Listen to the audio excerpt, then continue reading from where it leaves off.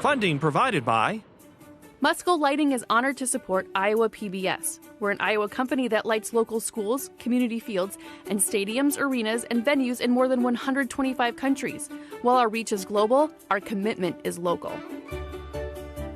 Fairway Meat and Grocery. For more than 80 years, Fairway has been proud to be an active part of the communities we serve. Learn more at fairway.com. Banking in Iowa goes beyond transactions. Banks work to help people and small businesses succeed. And Iowa banks are committed to building confident banking relationships. Iowa Banks, your partner through it all.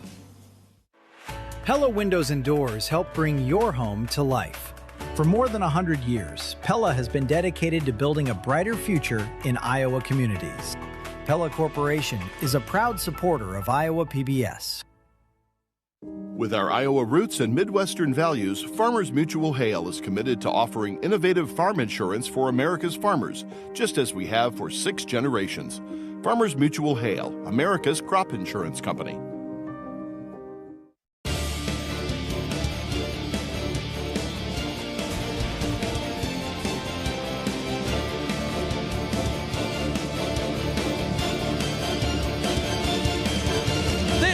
The culmination of 2 broadcast and streaming days of nearly great games, 4 awesome games between Bishop Garrigan and Newell-Fonda to end it. This is our 13th season here from Wells Fargo, or from the Casey Center. Boy, I'm so tired I can't even remember, but I know that the Bears are strong, the Mustangs are strong, and so are a whole lot of you for sticking through us as we get ready for game number 5. We've done this for 13 years.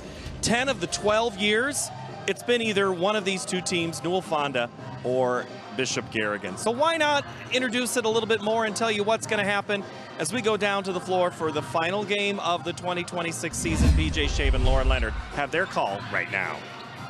Thanks, Paul. It is time for state championship basketball here from the Casey Center. It's the Class 1A title game as Newell-Fonda, the number 2 seed, takes on the top-seeded Bishop Garrigan Golden Bears. Hi, get over one with Laura Leonard. I'm BJ Shaben. And Laura, what a rivalry we have here.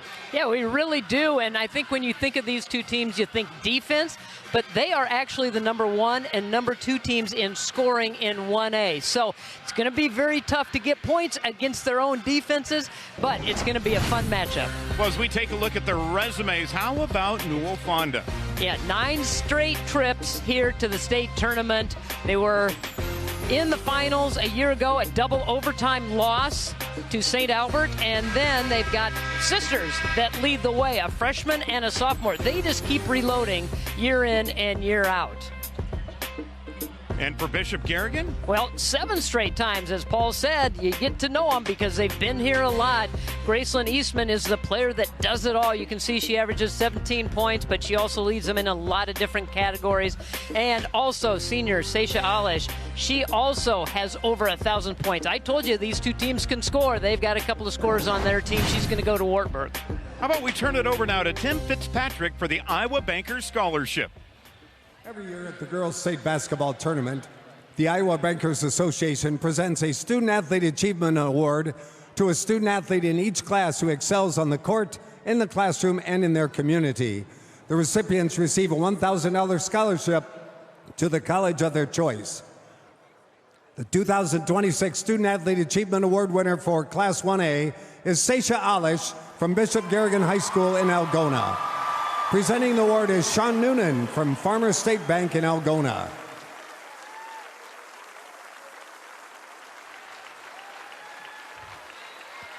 Well, the 2026 Iowa Girls High School Athletic Union State Basketball Championships here from the Casey Center in Des Moines has been a fun-filled week.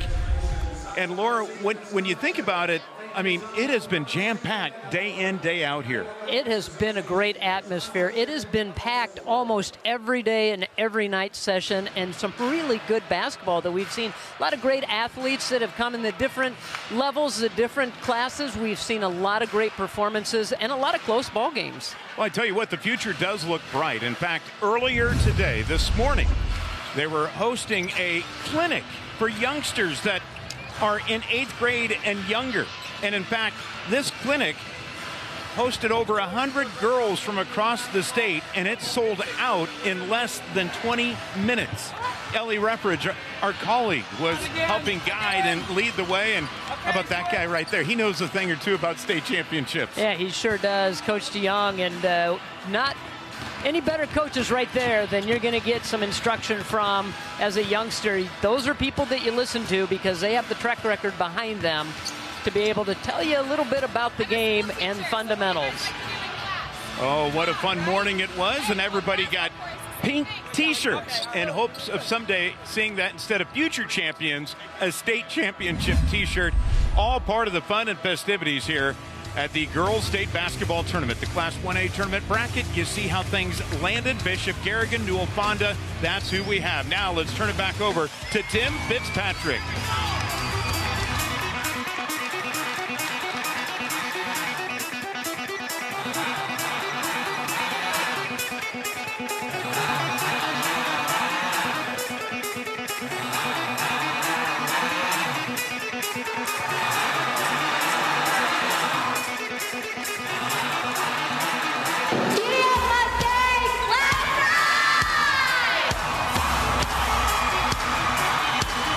Newell-Fonda fans, let's hear it for your Mustangs.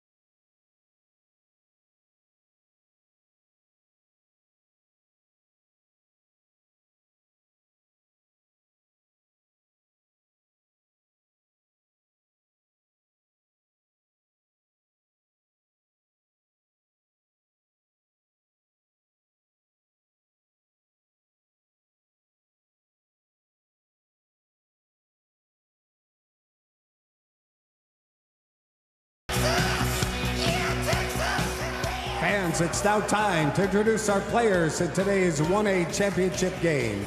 Today's team intros are brought to you by Hy-Vee. First, let's meet the non-starters and assistant coaches for the Newell-Fonda Mustangs. Number 5, Mina Adams. Number 11, Quinn Sievers. Number 15, Elliot Hamilton. Number 23, Danica Meyer. Number 25, Kennedy Hoverman. Number 31, Paige Erickson. Number 35, Cameron Perman. Number 43, Madeline Vanderhoff. Number 51, Michaela Hansen. And number 53, Ella Roberts.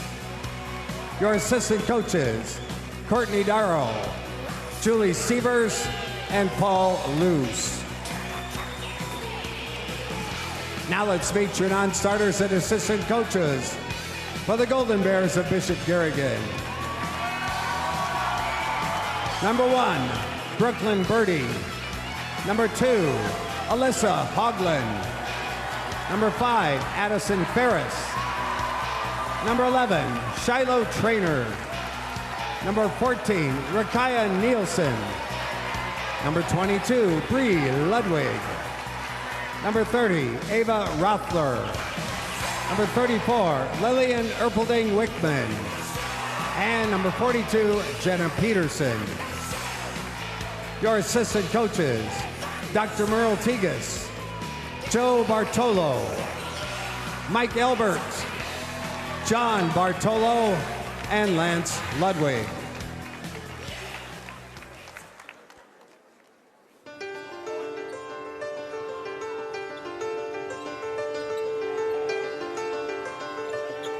And now, here are your starters for this 1A championship. For Newell-Fonda at guard, a 5'7" sophomore, number 13, Ellie Sievers. For Bishop Garrigan at guard, a 5'5" senior, number 10, Emmy Bartolo. For the Mustangs at guard, a 5'6" senior, number 21, Marini Brabeck. For the Golden Bears at forward, a 6-foot junior, number 15, Graceland Eastman. For Newell-Fonda at guard, a 5'7" junior, number 33, Riley Hograve. For Bishop Garrigan at guard, a 5'10" sophomore, number 20, Madeline Tigas. For the Mustangs at guard, a 5'9" senior, number 45, Ava Vi. For the Golden Bears at forward, a 5'8" senior, number 23, Carly Nielsen. And for Newell-Fonda at forward, a 6-foot senior, number 55, Josie Walsh. For Bishop Garrigan at a guard, 5'6" senior, number 24, Sasha Alish. Head coach for the Mustangs is Dick Junkers. For the Golden Bears, Brandon Schwab. Now fans, let me introduce you our officials for this 1A championship as assigned by the Iowa Girls High School Athletic Union. Your referee, Brett Johnson. Umpire, Kurt Strouth. Umpire, Blake Reinke. And your bench official, Dante Terry. All right, who's ready to win a state championship?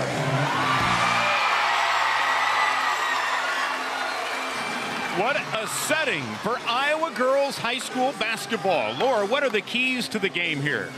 Well, Newell-Fonda, we've talked to Coach Jungers, and he said, just play Mustang basketball. Do what we've done all season long, and then they have to win the boards. They're a little undersized. They're going to have to work a little harder on the glass. And then it's first quarter defense for Bishop Garrigan. They've only allowed 5 points in each of their first 2 games in the first quarter, and they're going to have to match the physicality that we are going to see here from this defense of Newell-Fonda. It'll be Eastman and Bai jumping it up in the center circle, and this one is underway with the Golden Bears winning the opening tip, coming in at 24-2.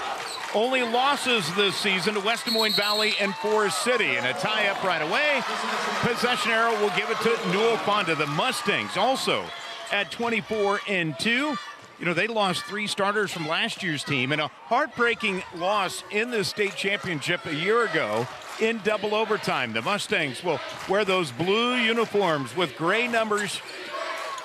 And for the Golden Bears, wearing their home whites with black numbers trimmed in gold. The shot good, knocked down by Walsh. And quickly into the front court, and we're going to see a foul here called on Newell-Fonda as Alish was trying to track down that ball.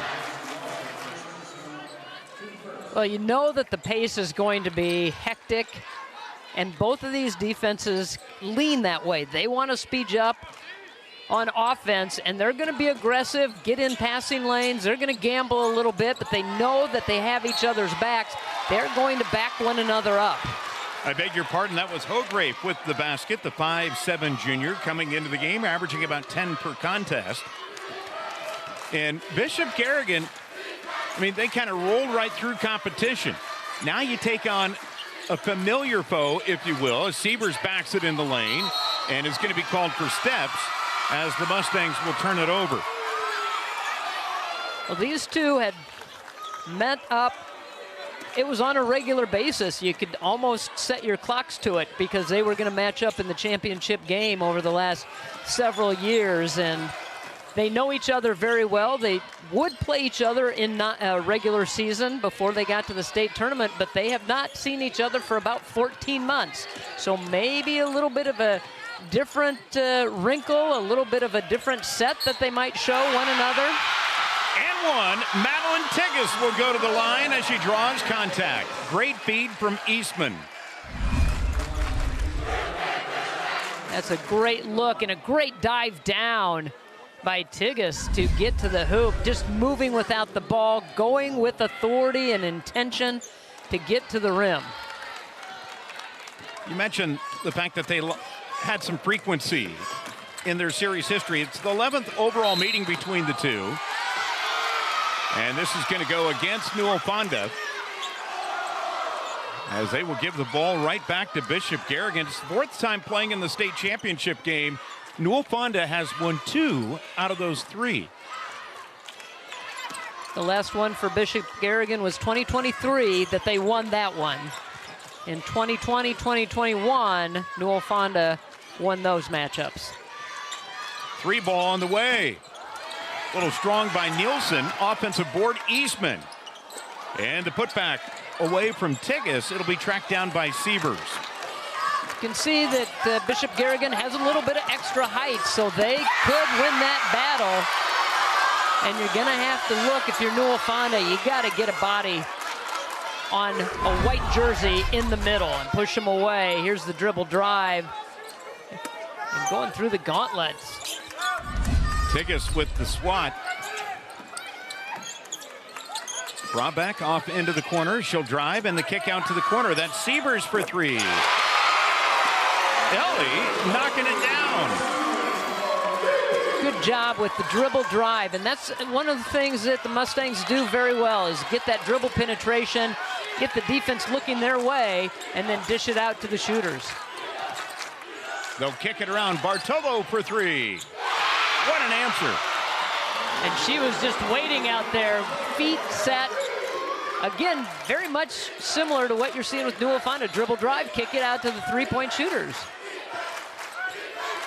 Sievers looks to go to work off of the screen. Finds herself in traffic. Now to the corner. Holgrave able to knock it down. She's got 5. You got your three-point shooters that are just hanging right on the arc, and then you got your penetrators who get in and draw all the attention of the defense.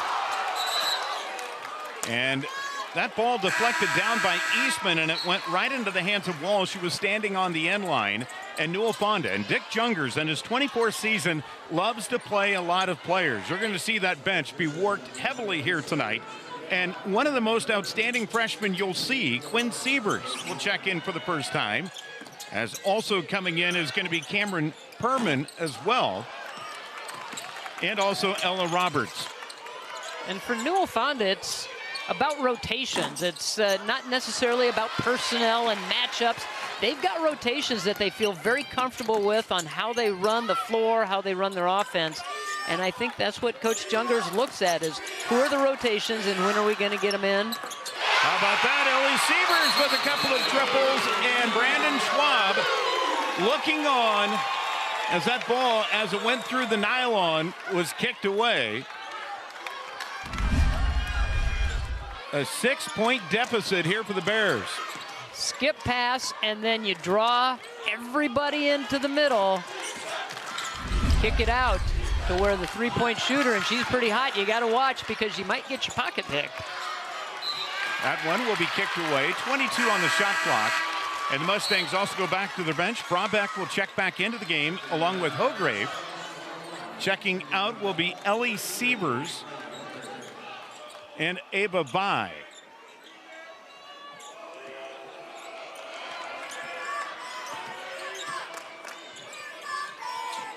So the Golden Bears,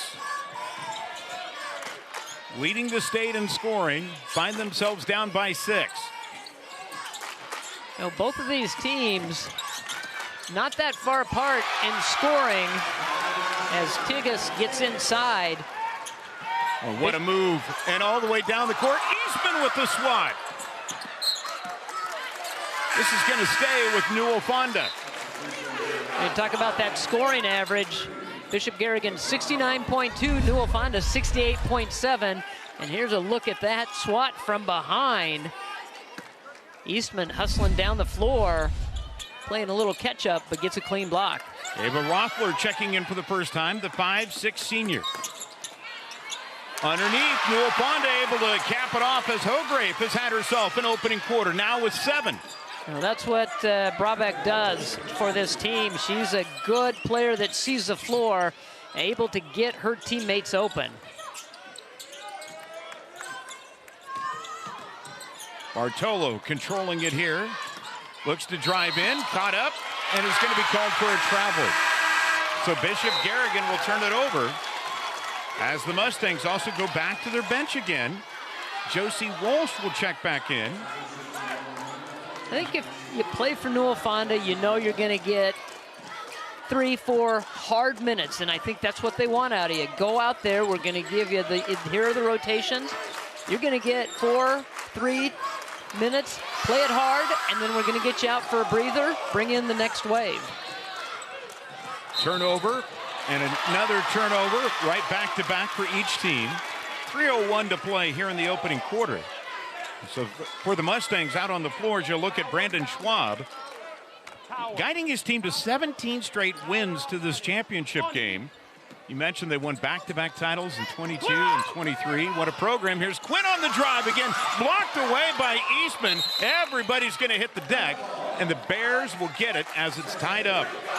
We have somebody like Eastman hanging around in the back, on the back end of the defense. You can afford to be a little more aggressive out on the perimeter, and that's what the guards are doing, knowing they have a shot blocker behind them. She has more than 80 blocks on the season, which is one of the top 3 in Class 1A now.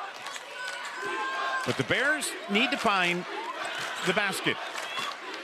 Down by 6. Here's Bartolo. Will spot up, takes the tough jump shot, and the rebound to Newell-Fonda. They look to run. Brabeck out ahead to Sievers. Gets it and one. Quinn Sievers going to the line now. Get the ball out on the break, a little lob pass, get that footwork right, and she knew there was going to be some contact from Tigges. Laid it up there with a little floater off the glass. Quinn Sievers, 18 points in the last game, 8 rebounds off the bench, and only 5'4", but a load of dynamite. She'll check out of the game as Ava Baya will be in. And how about this start for Newell-Fonda yesterday, getting off to a slow start, down 10-0 in the semifinals against Council Bluffs St. Albert. They were able to come back not only once, but twice they got down by double digits to advance to the championship game here. Now the Bears try to break the pressure. In backcourt with Addison Ferris, who's into the game for the first time. Will get it away to Bartolo now for 3. That's her second triple. With 17 points in the semifinal game, 10 in the quarterfinals, so she has the hot hand down here, and same spot she hit her first one from. What an action-packed opening quarter. You'd expect that between these two as the shot wide of the mark. Rebound to Ferris, who's having some trouble in backcourt.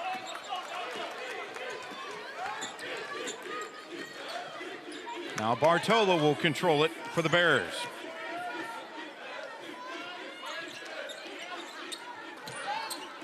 Bishop Garrigan last season knocked off in the semifinals, back into the title game. Here's Eastman. What a shot for her first basket. The team's leading scorer, averaging about 18 per game. What an athletic shot, too. That ball got knocked away, able to right herself, and knew that she needed to get that shot up. Brabeck, good step in. Can't get it to fall. Rebound to Sievers. Her putback is there. Ellie Sievers with 8. Now, Sievers was not going to be content to just bring it back out and get set back up. She stepped right into that one and pulled the trigger. Garrigan will turn it over. Here come the Mustangs. Good dump down pass to Walsh, and she'll go to the line to shoot some free throws here. Good old pick and roll play that they worked up top. Good roll by Walsh, leading her right to the basket. Eastman gets caught from behind. That's her first personal foul, the team's second. Walsh able to net the first one. Josie came into the tournament just shooting around 54%, but in the state tournament has, well, I'll wait till she shoots this one, shall we? hit every free throw here at the state tournament. My goodness. Smart move on your part. I know people don't believe in that broadcaster's jinx, but it sure happens a lot. Too much. Olish into the front court. Drives, has it deflected away, going to be picked up by Paige Erickson, who just checked in. And a foul will be called here on Bishop Garrigan. On Roethler? Yep, Ava will pick up her first. 13 foul, 35 seconds to play here in this opening quarter. Newell-Fonda shooting at a very, very high mark in this opener, right at 58%. A lot of turnovers by the Bears. 8 points off of turnovers so far for the Mustangs. Vi will kick it out to Quinn Sievers. Here's Ellie. Good spin and finish. Wow, what a quarter for Sievers, and that was a great pass from the youngster, Quinn Sievers. Still got time. Ellie at half court. And it'll be picked off, and no shot by the Bears, but a 10-point lead for Newell-Fonda. As we played 1 quarter of basketball. Let's go to Paul Yeager, who's standing by. Thank you, BJ. Thank you, Laura. And there are traditions here at the Iowa Girls High School Athletic Union basketball tournament, also for the boys as well. By the way, we'll tell you about that in a little bit. But let's talk girls now. Let's talk teams that come to state. You could identify yourself on a map that used to hang in Vets Auditorium. Now, we've brought the past back to you. There's a picture of the map itself, and it would light up wherever the towns were from. Well, we've been in eastern Iowa, we've been in far northwest Iowa Central. Now we're in north central to northwest again. Newell-Fonda, 138 miles from the KC Center and 112 miles from Algona, where Bishop Garrigan is located in Kossuth County, to get to Des Moines. So they're not too far apart again next to each other. But that is just always our way of updating an old tradition. And one thing that's a new tradition is for you to take your phone out right now and scan that QR code that's on your screen and support the work we do here at Iowa PBS. So take out your phone. You know you're doing screen grabs of all sorts of things. So snap that, click on the Support Iowa PBS, or you can call 800-728-2828, because Congress recently cut $3.5 million of our federal funding, the largest one-time cut in our history for 55 years. That's 18% of our budget. So you can make the difference and join our team right now. Scan that QR code and help us out. Now, you know who else is helping us out down on the court? BJ Shaven and Lauren Leonard. They have quarter number 2 right now. Thanks a lot, Paul. Yeah, we're tallying up some stuff here. 62% by Newell-Fonda shooting in that first quarter. 38% for Bishop Garrigan with those 5 turnovers. We start the second quarter of play inside, and again the hot shooting continues as Hograve able to knock it down as she has 9. Ellie Sievers with 10 through that opening quarter of play to lead Newell-Fonda. Emmy Bartolo, she's been trying to steer the ship here. She has 6. As Eastman will have it inside. Can't get the tough roller to fall. Quinn Sievers with the rebound. And will draw contact from Bartolo, who will pick up a foul here. That'll be her second for Emmy Bartolo.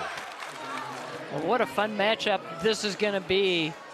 Bartolo and Sievers, 2 very talented point guards going at one another.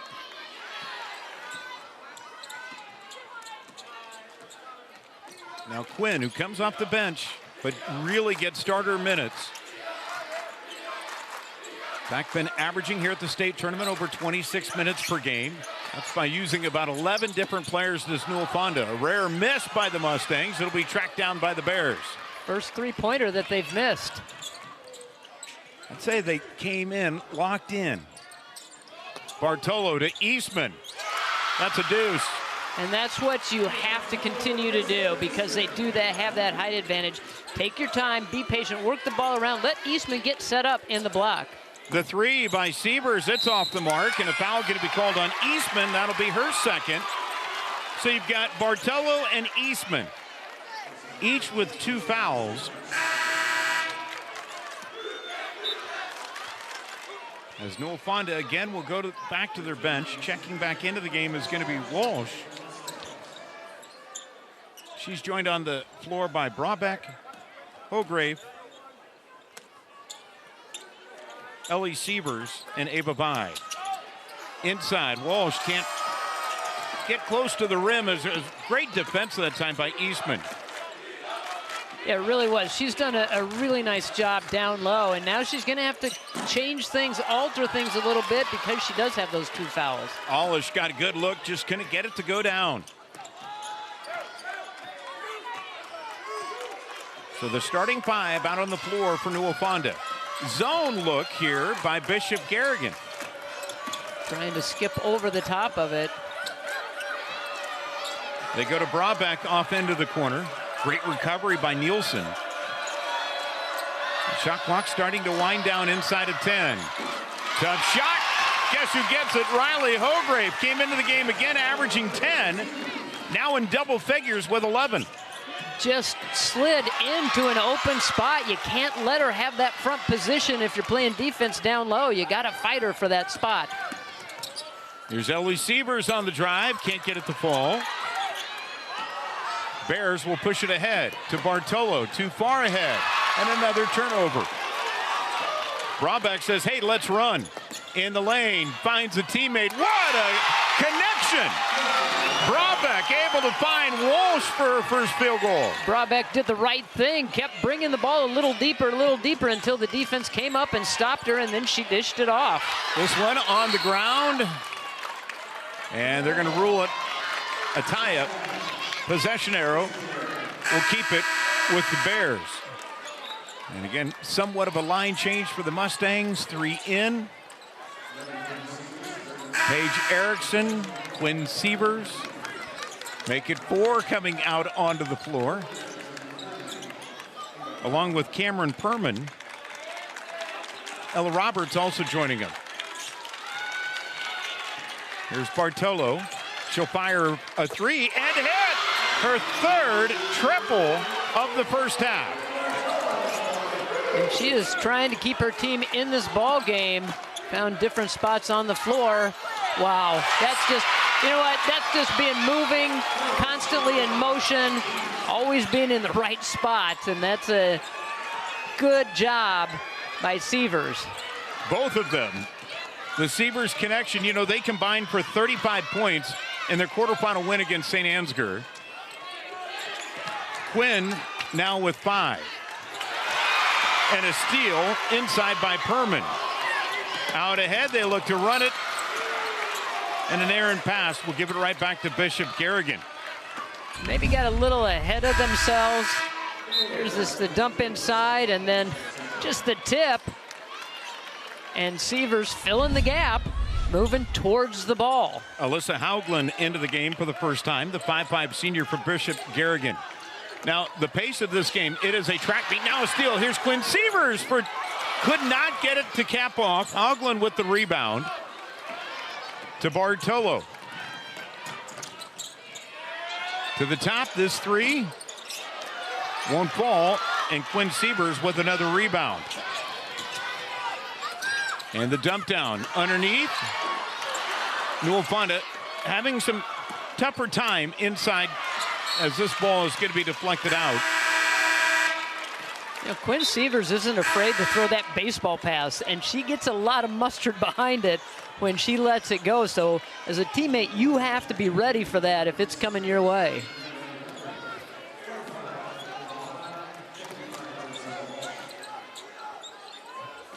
So the pace of the game to the Mustangs' liking. It's a track meet. Hockey line changes. For Bishop Garrigan, how do they slow and settle things down? Just like this, take some time off the clock, work the ball around, keep moving, look for cuts, maybe try to give a little ball fake, see if you can get them out of position. Bartolo's 3 left short. And the rebound comes down to Bai. Sievers goes inside Walsh, lets traffic flow by, and a foul here on Bishop Garrigan. I believe this is going to be on Nielsen, which will be her first.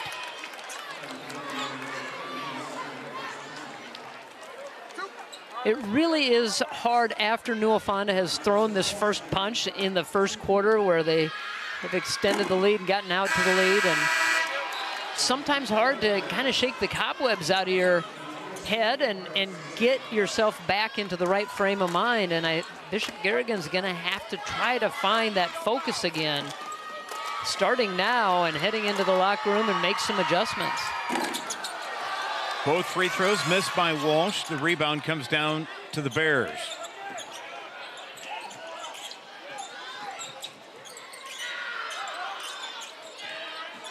Alish will draw some contact. Two hands out by Vi. Whistled up top. And now Ellie Sievers will come back into the game for Quinn Sievers.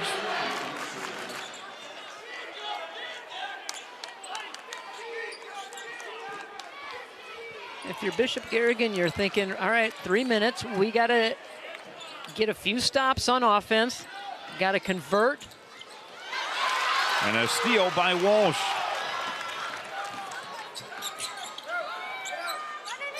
Ellie thought about it, backed off. Now gets it inside the paint, the two. And they're just getting the ball into the middle so easily, and you have to be able to get those stops and then convert here on the offensive end. Here's the three. Bishop Garrigan could not get that to fall. But you can't be upset with that shot. It was good ball movement. They moved it around. They got the open shot, just couldn't connect. The lead at 15 as nearing the 2-minute mark, and a timeout going to be taken here by Bishop Garrigan. Brandon Schwab burning his first time out, and it comes with 2:11 to play here in the first half.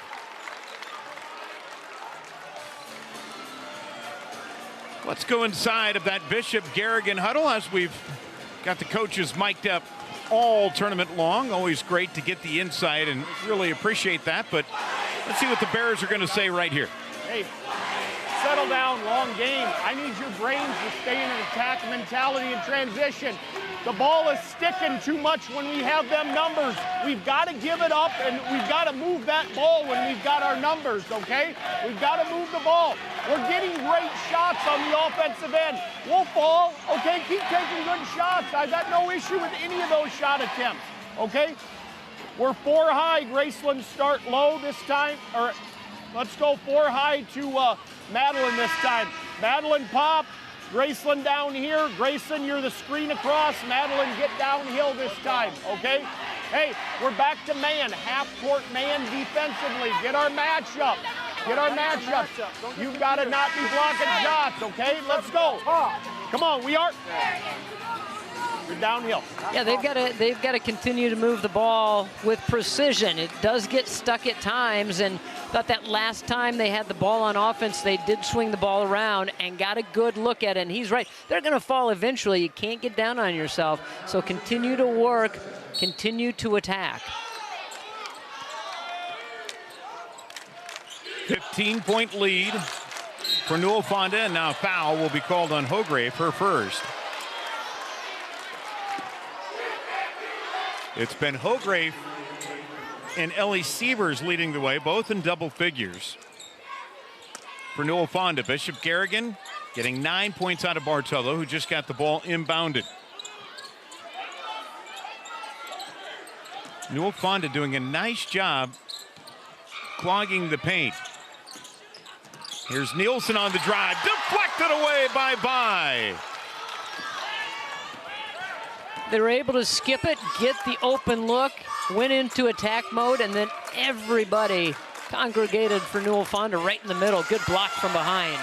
That's her third block by Eastman. Now an errant pass as she tried to kick it out. Sievers will end up with it. Quinn down the court to Ellie. Pinpoint pass. Again, that baseball pass.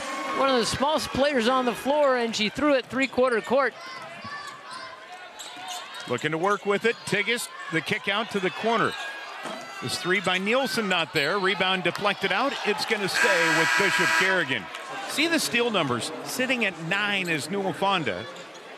Just 2 for Bishop Garrigan. And how about the Siebers? Going from the East Coast to the West Coast, if you will, here at Casey Center. And that's just a freshman point guard looking up the floor to see what's happening in front of her and uses that strong arm to get it down the floor. And here she goes again. Now to Brabeck. They'll dump it into Walsh. Back to a man-to-man defense here for Bishop Garrigan. She needs to remember that she's got 2 fouls on Eastman. Could have gone right at her, try to pick up a third. But why not give it to the freshman and Quinn Sure. Sievers? It's been pretty automatic here. 7 for Quinn. In the paint. That pass batted around. Garrigan up with it from the foul line. That jump shot good by Seisha Alish, her first basket. The bucket they needed desperately. Now they're going to hold for 1. Quinn Sievers. Again, just the freshman, younger sister of Ellie. Looks to work with it now. We'll take a step back 3. Why not? I'm just shaking my head because she got the defense out of position with a little head bob and then took a couple more dribbles to the left, step in, step back, and knock down a huge three-pointer. In double figures with 10, so that's 3 Mustangs in double figures, including Quinn Sievers. That's electric. As we go to Paul Yeager. I had to look something up. I know you can see the stats there in real time, and I can too, but I had to just make sure I was reading something right on the field goal percentage here. And we'll ask Dick Jungers, the head coach of Newell-Fonda, here in just a moment as he gets ready to join us. And we'll talk to Brandon Schwab here coming out of halftime. But we are here coming up into halftime of this 1A game. It's game 5 of our championship coverage for the girls. And we are ready now with Coach Dick Jungers. Coach, all right, 55% shooting from the field. No surprise for you, you've seen this team. How did you do it? I don't know if I did anything. I think we've got some kids that are moving the ball well and taking some open looks, and they're drilling them. Like I said, they're playing some really good basketball right now. I've seen you play dozens of times, it seems, over the years here, and you run teams off the floor. 9 steals, creating turnovers. Again, always the game plan, but why is it working so well tonight?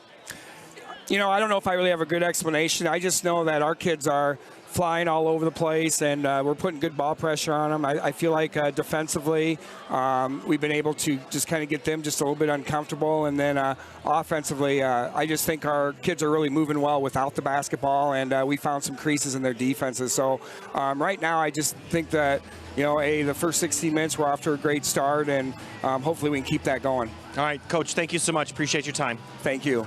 That's head coach Dick Jungers. You can tell the floor is getting dark because we're going back down to it for a couple special awards tonight from the Iowa Girls High School Athletic Union. Ladies and gentlemen, the Jack North Award is given annually to the top senior performer at the state basketball tournament from the previous year. This year's recipient of the Jack North Basketball Award is Libby Fandel of Cedar Rapids Xavier. Libby was brilliant in the 2025 Class 4A state tournament, helping Cedar Rapids Xavier win the 4A state title as the 8th seed.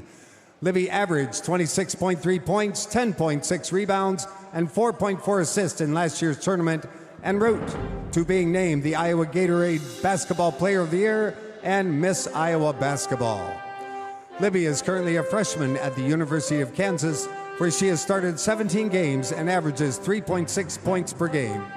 Congratulations to the Jack North Basketball Award winner from Cedar Rapids Xavier, Libby Fandel.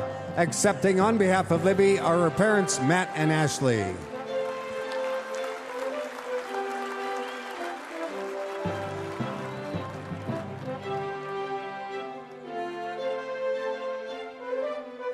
Every year, the NFHS and NFOA recognize outstanding officials in every sport across the United States. The 2026 recipient of the NFOA Girls Basketball Official of the Year Award is Steve Klein of Keota. Presenting Steve with his award is basketball administrator Tanya Moe and basketball officials coordinator Chuck Britton. Steve has been an official since his sophomore year at William Penn. His passion for officiating has led him to work some of the top contests in the state. He has officiated more than 20 state tournament games in both boys and girls basketball. In addition to his on-court accomplishments, Steve has been an active recruiter and mentor for new officials. His dedication to the game and commitment to developing young officials have made a lasting impact across Iowa. Please join us in congratulating the 2026 NFOA Iowa Girls Basketball Official of the Year from Keota, Steve Klein.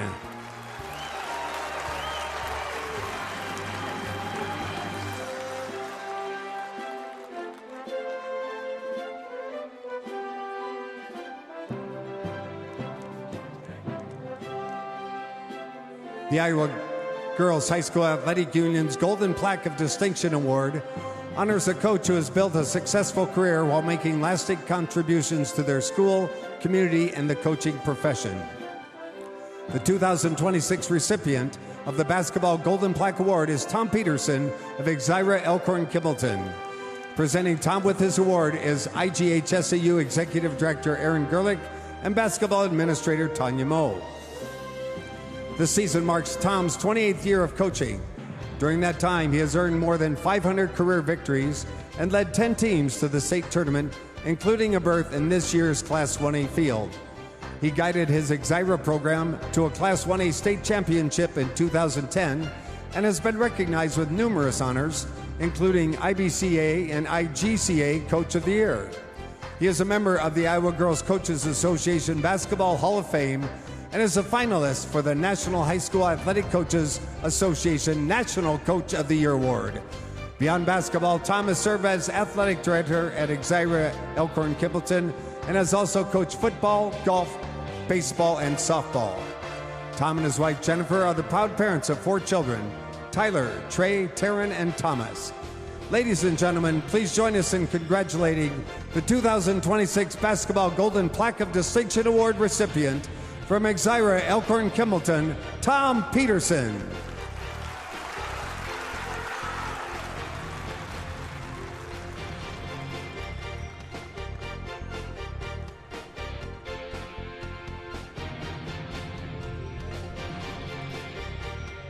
The Character Counts Coach of the Year Award honors a coach who embodies the 6 pillars of character: trustworthiness, respect, responsibility, fairness, caring, and citizenship. Presenting this year's award is Scott Rucker and Chuck Long.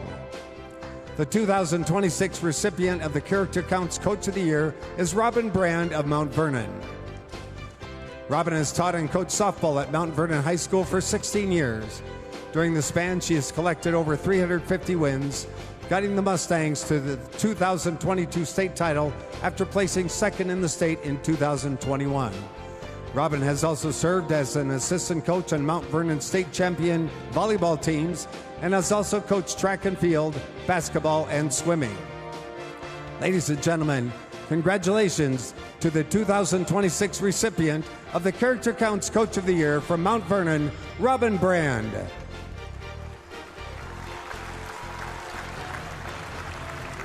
In addition to her coaching duties at Mount Vernon, Robin is also softball coach at Cornell, where she is coaching the team in Florida and is unable to be here to accept her award. Here to accept the award on behalf are her children Nolan, Caleb, and Cameron, and her husband Steve.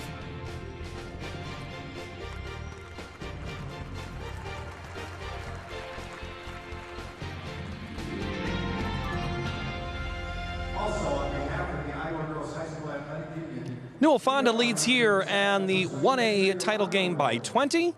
We'll have a special interview here in a moment when we return to the state tournament. I believe in something so much bigger than us. We're the Texas Tenors. Don't miss our new special, Faith and Inspiration. Coming soon to this public television station. That's a God thing. I don't know what it is, but I know it's a God thing. Thursday evening at 7 on Iowa PBS. Coming up on the next episode of Iowa Life, we'll meet a family of Ukrainian refugees building a new life in DeWitt. These lives that we have here, it's much better than we had in Ukraine. We'll step inside the Better Homes and Gardens test garden, and we'll join the crowd in Lansing as Black Hawk Bridge bids farewell. All that and more on the next Iowa Life. Coming to Iowa PBS March 16th.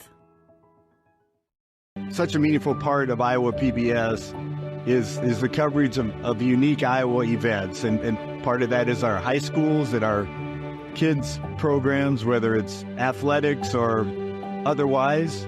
The state fair coverage, that's such a part of the fabric of Iowa. And I think just the programming that covers things meaningful to our people in our state. To learn more about becoming a corporate sponsor on Iowa PBS, call or visit us online. Enjoy the architecture, history, and culture of some of Iowa's most iconic buildings with the Historic Buildings of Iowa collection. Explore the sites, structures, and landmarks that make the communities of Des Moines, Cedar Rapids, Iowa City, Dubuque, Mason City, Clear Lake, Davenport, and Council Bluffs statewide treasures. The entire series is available with Iowa PBS Passport today. Hey there. Are you curious about Iowa's current workforce trends? Iowa PBS and American Graduate Jobs Explained are here to break it all down on Instagram and YouTube Shorts. Real people, real jobs, from healthcare to manufacturing to sustainability-focused careers. Find your next big move right in your backyard. My name's Nikki, and my job here is to help you get a job. Stay tuned as I shadow people in the fields you're going to want to work in and see what it's like in a day in their lives. Iowa Jobs Explained. Follow us on Instagram and power up your future. Iowa PBS celebrates festival with special programs, concerts, and exclusive in-person events. Choose from experiences like a day tour of historic Davenport, the cheeky manners for the modern era at the Iowa PBS studios, or an exclusive tour of Kinnick Stadium in Iowa City, all taking place this year. Call 800-779-7000, visit iowapbs.org, and support Iowa PBS today. We're Iowa PBS. We cover Iowa and the world. We're Market to Market, an Iowa Press. We're high school sports. We're science. We're adventure. We're drama and mystery. We're the arts. And we're Iowa's storyteller. We're lifelong learners. We're family first.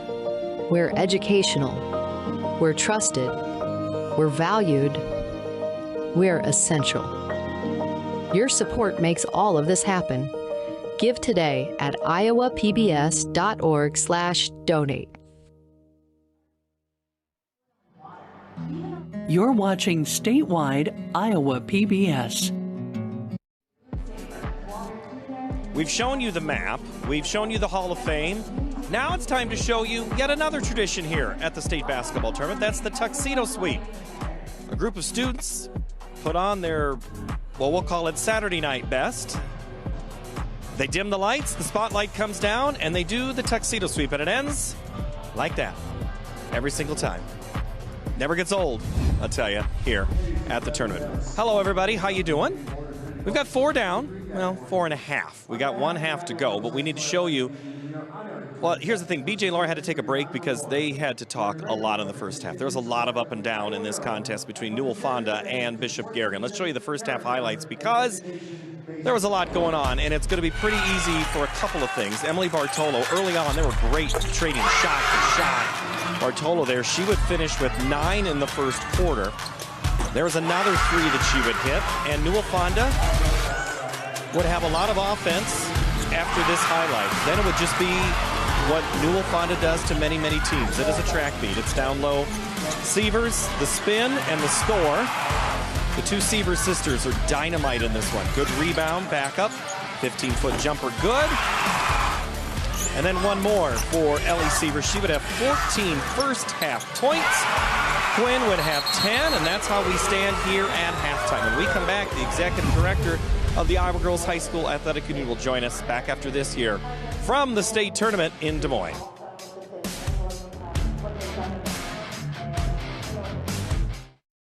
Coming up on the next episode of Iowa Life, we'll meet a family of Ukrainian refugees building a new life in DeWitt. These lives that we have here, it's much better than we had in Ukraine. We'll step inside the Better Homes and Gardens test garden, and we'll join the crowd in Lansing as Black Hawk Bridge bids farewell.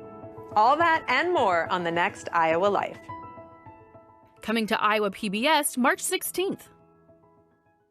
Hey there, are you curious about Iowa's current workforce trends? Iowa PBS and American Graduate Jobs Explained are here to break it all down on Instagram and YouTube Shorts. Real people, real jobs, from healthcare to manufacturing to sustainability-focused careers. Find your next big move right in your backyard. My name's Nikki, and my job here is to help you get a job. Stay tuned as I shadow people in the fields you're going to want to work in and see what it's like in a day in their lives. Iowa Jobs Explained. Follow us on Instagram and power up your future. There's a new way to stay connected and know what's happening with Market to Market. Subscribe to our Market Insider newsletter. One email and a lot of information awaits you. Each Monday, we'll ship you stories from behind the camera with a recap of what we've done and what's coming up next on the show. Go to markettomarket.org and subscribe to Market Insider. Public television has been just a wonderful part of our life. It's easy to say what we like about it. For me, the trust that is implicit that we have put in public broadcasting. And without trust, you don't have a whole lot of other stuff to believe in. Learn how you can live on by visiting iowapbs.org/legacy. Find your favorite programs on Iowa PBS. Enjoy world-class musical performances. Go behind the scenes of fan-favorite cooking shows and learn the stories of iconic PBS hosts. Programs like these are made possible by the support of viewers like you. Donate now or increase your gift to ensure these beloved programs continue bringing joy and inspiration to Iowa viewers. Artifact Iowa reveals our state's place in history through the objects that remain. When you look at pre-1910 automobiles, you can see how they were trying to figure out how an automobile should look. We don't know when the locket was made, but we know that the hair was collected from George Washington and Anthony Wayne in 1775. Dig deep into our state's history with Iowa PBS and Artifact Iowa. Halftime, Newell-Fonda and Garrigan, the Mustangs, up 39-19. Joining us now, the executive director of the Iowa Girls High School Athletic Union, Aaron Gerlich, is here.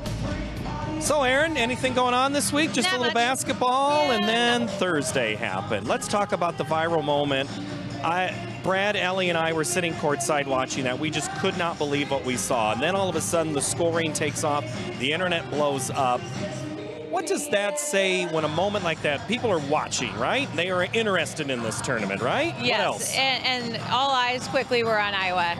And so, you know, there's two sides of the coin, right? There's a team that gets to celebrate a miraculous victory, and then, you know, a team that's left with heartache. And so, you know, to try to be cognizant of both sides of the coin for our organization is what we tried to do moving forward there. But, you know, kudos to DCG. They never gave up, and, you know, that was evident, you know, as they moved forward that evening. So a little history. We've had a three-time champ, a couple of first-time champs. Probably one of these twos are gonna win another title, Garrigan or Newell-Fonda. So you had that perfect mix almost this week of teams. Yes, yep.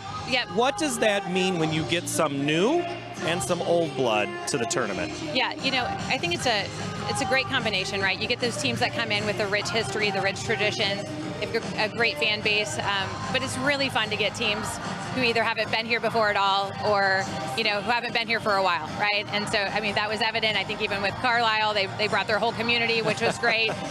Forest City early on, it was their spring break. So we weren't sure if they were going to have, you know, if they were all going to be in Cancun or if they were going to be here. And it was very evident that they wanted to be at the Casey Center to support their team, which was really fun. Probably many people watching it on the beach somewhere. Hopefully so. All right, wrestling. Wrestling was huge again this year. Yeah, it was. Why?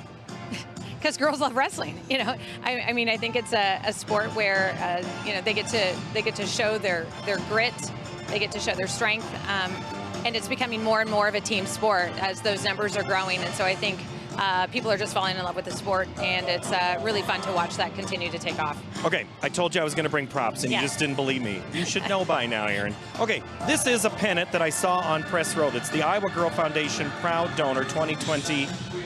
So that's last year's. The Iowa Girl Foundation is new. It is new. Tell me what it is. Yeah, so our Iowa Girl Foundation is really... You hold that. Do I get to hold this up? Yeah. So our Iowa Girl Foundation really is, it's come to fruition over this last year, really to support the initiatives of our scholarships, our Empowering the Iowa Girl initiative, which is a lot of extra programming. We want to provide resources to schools for free. We want to meet people where they are and just provide them with opportunities to empower the Iowa girl, right? To build them, to build future leaders. And so all of those things take money. And so we are so excited to have the Iowa Girl Foundation to be able to do that. All right, Aaron, thank you so much. Great to see you as always. Aaron Gerlich, Executive Director of the Iowa Girls High School Athletic Union, and it helps teams and coaches like Brandon Schwab, who's down on the sidelines now, the Garrigan head coach. That first half kind of turned into a track meet. You've seen this before. How do you turn the script? Well, you know, they came out with a barrage. I mean, they're playing very well. They're hitting shots. They're attacking us defensively. We're not as sound as we've been, but you know what? It's a whole nother half. We're in a state championship right now, and we're going to do everything we can to get this son of a gun to 10 before the end of the third. You had great shooting to start the game. Obviously, you would just love to put that carbon copy, but again, how do you just get those good looks that you need? Confidence in each other, stay downhill. We need to attack them in transition, and we need to trust each other and fire that three. Coach, appreciate it as always. Thank you. Brandon Schwab, the head coach for Bishop Garrigan. And I told him they're not going to start the game until we get done here. So let's go back down to the floor with BJ and Laura for half number 2. Well, thank you very much, Paul. I think as we get the second half started, that second quarter, the best line I heard was, well, that escalated quickly. We're talking about Newell-Fonda and shooting. Folks, they're shooting 55% for the game, 57% from downtown. As we get you set for the second half, it is a 20-point lead for Newell-Fonda. They have Ellie Sievers, Josie Walsh, Ava Bai, Marina Brabeck, and Riley Hograve out on the floor. They finished on an 11-2 run to end the first half. They go inside, and they are on a 13-2 run as Josie Walsh now checks back into the scoring column. She has 6. For the Bears, they've got Gracelyn Eastman, Emmy Bartolo, Madeline Tigas, Carly Nielsen, and Seisha Olish as the Bears get an answer back. You heard Coach say, get downhill, attack on offense, and try to get this thing to within 10. And so they have a goal, what they want to do. So you kind of have to break it down half, by quarter, and minute by minute, really. You just have to have some goals to be able to get yourself refocused, but you got to get some stops defensively. Josie Walsh has not stopped moving, and that's allowed herself to get open. A couple of quick field goals to begin the second half, and a foul going to be called here on Walsh. As going to the line will be Madeline Tigas, the 5'10 sophomore. Leading scorers in this game, Ellie Sievers with 14, 11 for Riley Hograve, Quinn Sievers with 10. Emmy Bartolo leading the way for Bishop Garrigan with 9.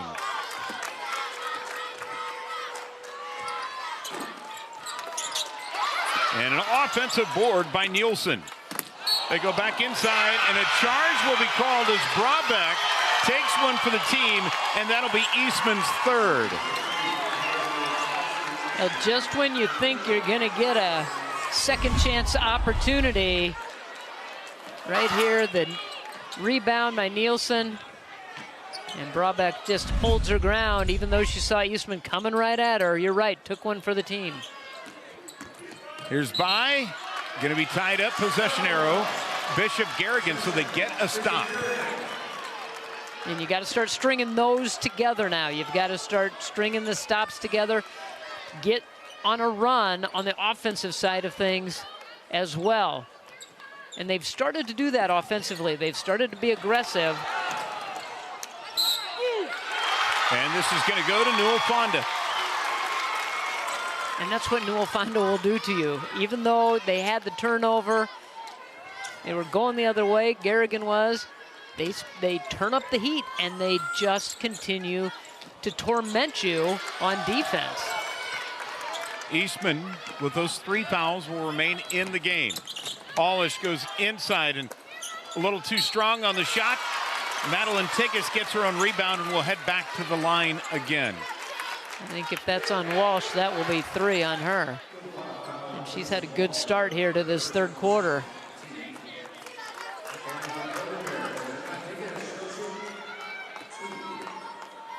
So Tigas there for 2. You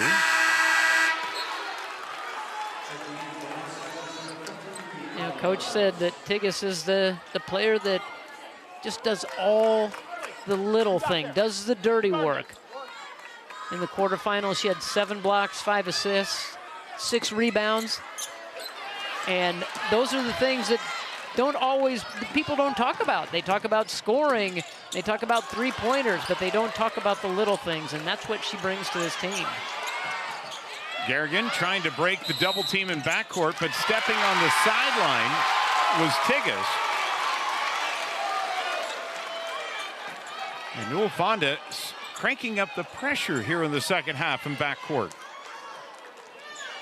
The only word I can think of is it's relentless. It just is always there in your face.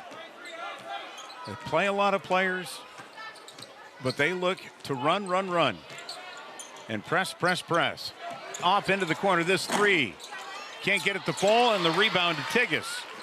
Bartolo can't handle the pass.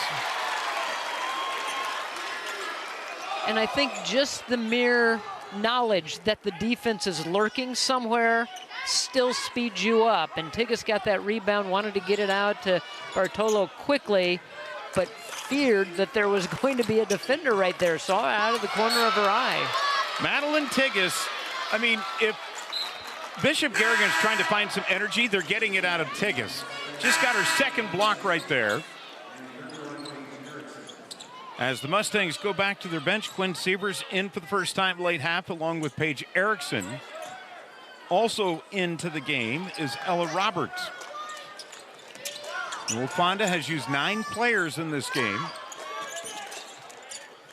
Back to a zone look. This 3 at the top, little strong, getting her own rebound back was Erickson. And Allish able to clear it. They'll go inside to Eastman. Gets to the basket, and now a timeout going to be taken here by Bishop Garrigan. They are starting to get the ball inside. They're starting to get some connections, get some good looks. That was a difficult shot by Eastman, but able to put it through the hoop. Well, if you're thinking Bishop Garrigan and you think of those back-to-back state titles they got in 22 and 23, this lady right here on your screen had a large part of that, and she has not forgotten her alma mater. That's Audie Crooks, who's in the house. And, of course, having a fantastic career at Iowa State. The school's second time, our number 2 on the list for all-time scoring, just behind Ashley Jones. And Audie's invested in this Bishop Garrigan program. Yeah, she really is. And you might see on their bench, you see the T-shirts that the players are wearing. It says Ever Loyal 55 on them. And part of that is because Audie bought them new uniforms. Not only home uniforms, but away uniforms. And the way that this team is showing their respect and their loyalty back to Audie for being loyal to them is honoring her with those T-shirts in the loyal, Ever Loyal 55. Great gesture by Audie Crooks. As Hograve gets to the basket right there, and you think about her and Molly Joyce, they spent a lot of time with this team as they were growing up, and the players haven't forgotten about that. No, not at all. And they said that, you know, those 2 players, when they graduated, first of all, I think a lot of people said, well, you know, our run is done. And I think that put a little chip on the shoulder of these players because they wanted to prove that they were just as good and they could get their team back to the state tournament, and they have done that.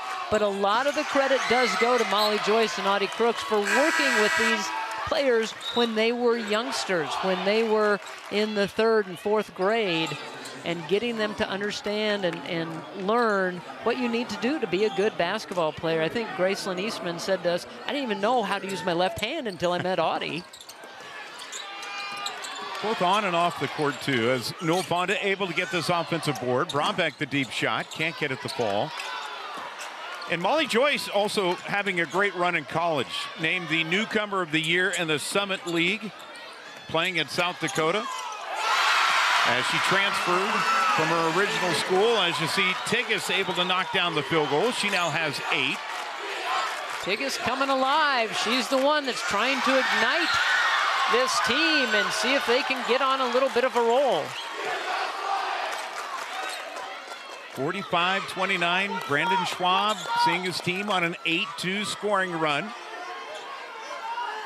Heard the coach say wanting to get it down to 10. 4 minutes to play in the 3rd quarter.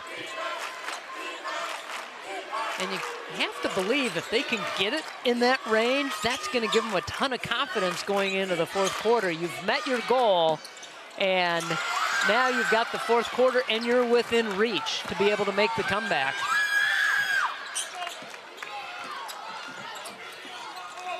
So the Bears with another offensive possession here. Up top with Alish. Off to Bartolo for 3. Can't get it to fall. She's missed her last 3 since making her first 3 to begin the game. Now Quinn Sievers looks to attack. Goes down low. That ball deflected out. It's going to go to Bishop Garrigan.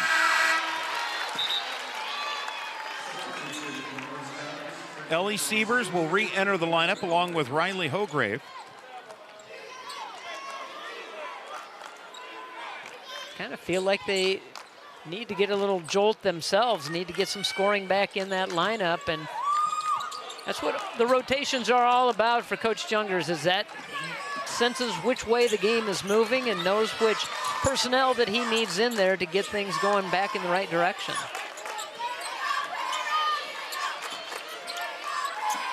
Back up top, they'll go inside to Eastman. Good steal by Newell-Fonda. Ellie Sievers up with it. Off to Quinn for 3. And the rebound to Eastman, who's going to be fouled on the rebound. That'll be going against Ava Vi. That'll be her second. So Eastman battling hard on the boards, and it's one of those things where you go up and grab the rebound. You've got to secure it because they're going to continue to come after you.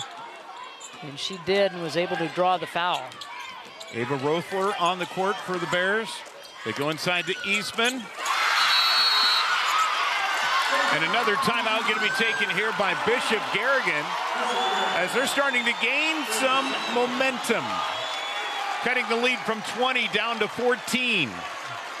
Eastman's come alive, 8 points, 7 rebounds to this point in the ball game, and I think Bishop Garrigan systematically using those timeouts at certain points in this quarter.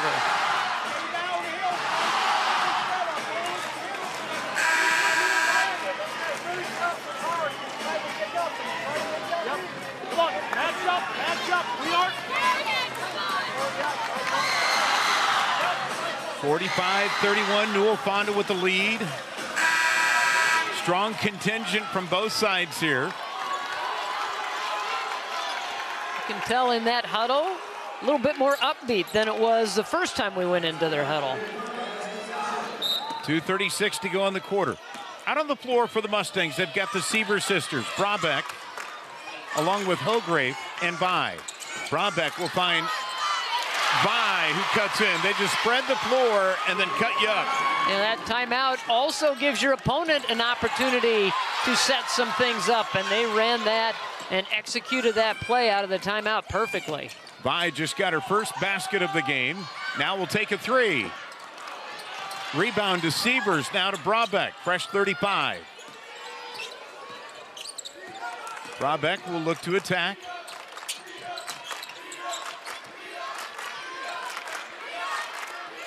This might be one of the first times that Newell-Fonda has used a lot of their shot clock. Sievers shot off the mark, rebound. Comes down to Eastman.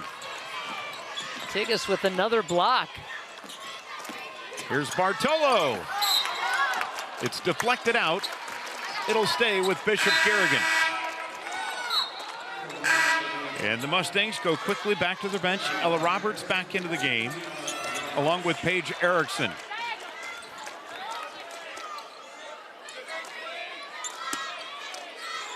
So here's Bartolo. Off into the corner, that's Olish. You betcha. Didn't pay attention to her. She was out there in the corner all by herself. Quick inbound, and she knew it was coming to her, ready to shoot it. Here comes a little pressure of their own. Bears looking to trap. By on the deck. Going to be tied up. It's going to stay with Newell-Fonda.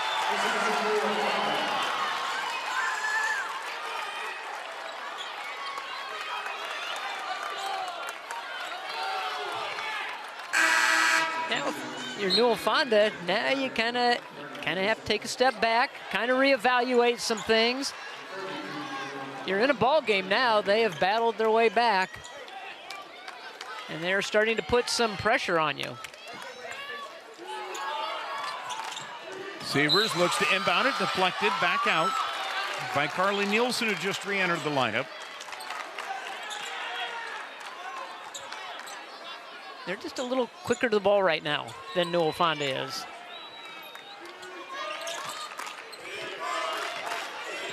Newell-Fonda building a 22-point lead in this one.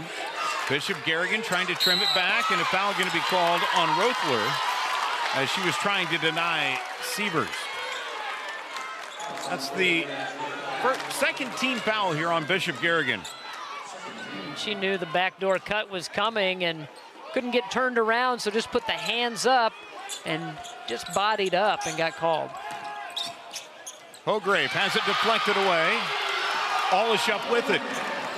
Bishop Garrigan trying to create. Good get-back defense by Newell-Fonda. Now here's Bartolo. Missed it. They go inside to Eastman. Out of the top, trying to get a good shot here. Inside of 40 seconds to play in the third quarter. Olish in the paint. Too strong. That's going to be deflected out. Last touch by Newell-Fonda. Friendly fire there as two Mustangs were going for the ball, and they lost it. Well, now Bishop Garrigan can hold here for the last shot, and if they make a bucket, that is going to give them a ton of confidence heading into this fourth quarter.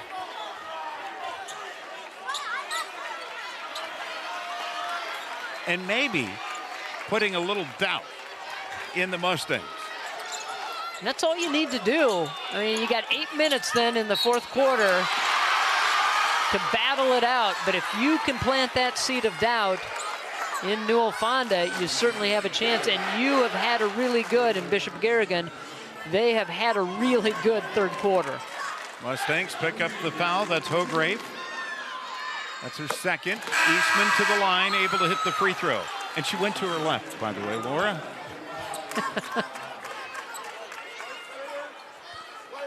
That's because Audie's here.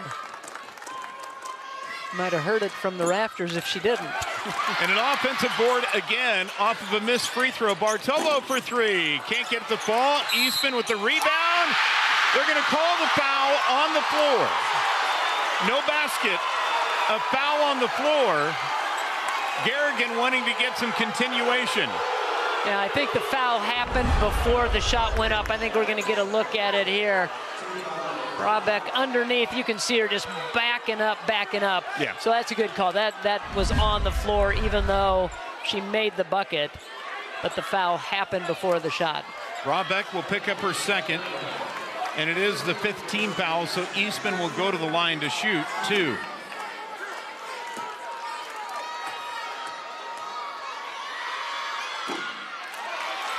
Eastman short on the shot.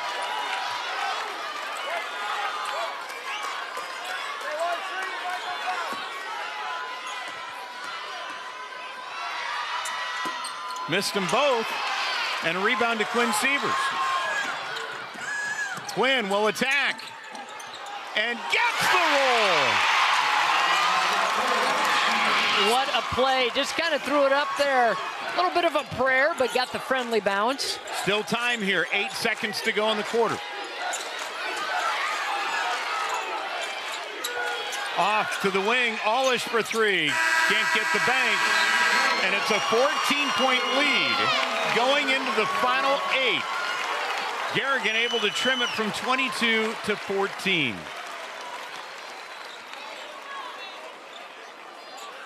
So Newell-Fonda trying to wave the storm, if you will, here. Be able to get through it and try to get a state championship. And for Garrigan, going to try to have a fierce comeback here.